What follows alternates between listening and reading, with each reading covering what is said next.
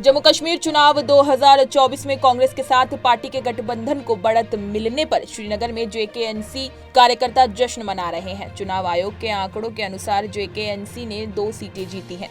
वहीं अब तक 41 पर आगे हैं, जबकि कांग्रेस 7 सीटों पर आगे चल रही है।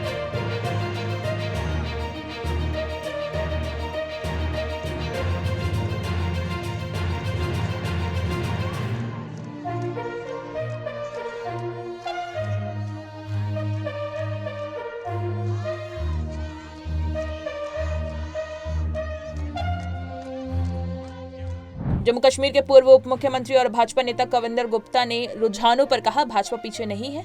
हमने कहा था कि हम 35 सीटों तक पहुंचेंगे। मुझे लगता है कि हम जीत के करीब पहुंच रहे हैं और आखिरी राउंड तक हम वहां तक पहुंच जाएंगे। अंतिम नतीजे आने के बाद ही कुछ कहा जा सकता है।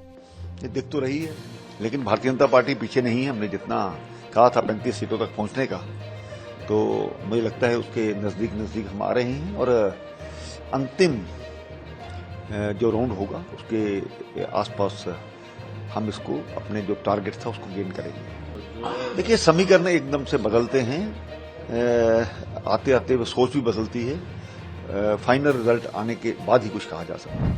मध्य प्रदेश के मुख्यमंत्री मोहन यादव ने कहा, हमें उम्मीद थी कि निश्चित रूप से भाजपा की सरकार ने जो 10 सालों में काम किया है, पीएम मोदी की कार्य पद्धति का असर पड़ा है और यही कारण है कि हरियाणा में तीसरी बार भाजपा की सरकार बनने जा रही है।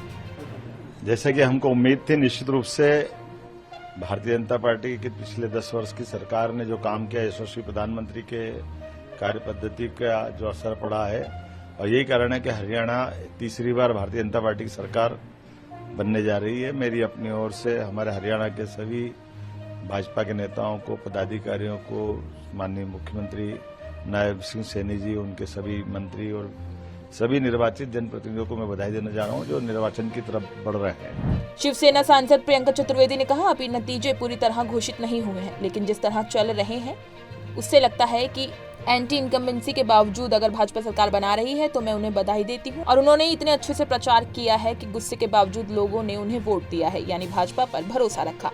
अभी देखिए, चुनावी नतीजे अभी पूरे आए नहीं हैं, पर जिस तरीके से जा रहा है उससे स्पष्ट हो रहा है कि इतनी एंटी इनकम्बेंसी के बावजूद भी भारतीय जनता पार्टी अगर सरकार बना रही है तो मैं सबसे पहले भारतीय जनता पार्टी को बधाई देना चाहूंगी कि उन्होंने ये कैंपेन अच्छे से लड़ा, जनता का विश्वास जीता हरियाणा में। डिस्पाइट एंगर वोट भी उन्हीं को गए, यानी विश्वास बनाए रखा कि बीजेपी में विश्वास बनाए रखा है। और कहीं ना कहीं कांग्रेस पार्टी को भी अपनी रणनीति देखनी पड़ेगी कि जैसे डायरेक्ट फाइट होती है बीजेपी के साथ, कांग्रेस कहीं ना कहीं कमज़ोर पड़ जाती है। तो क्यों है रीवर्क द एंटायर अलायंस, ऐसा कोई मैं मानती हूं कि अभी नतीजे जब आएंगे तो फाइनली पता चलेगा। बट अगर जीतते हैं तो उनको बधाई के पात्र भी बनते हैं कि डिस्पाइट एंटी इनकम्बेंसी दे डन वेल।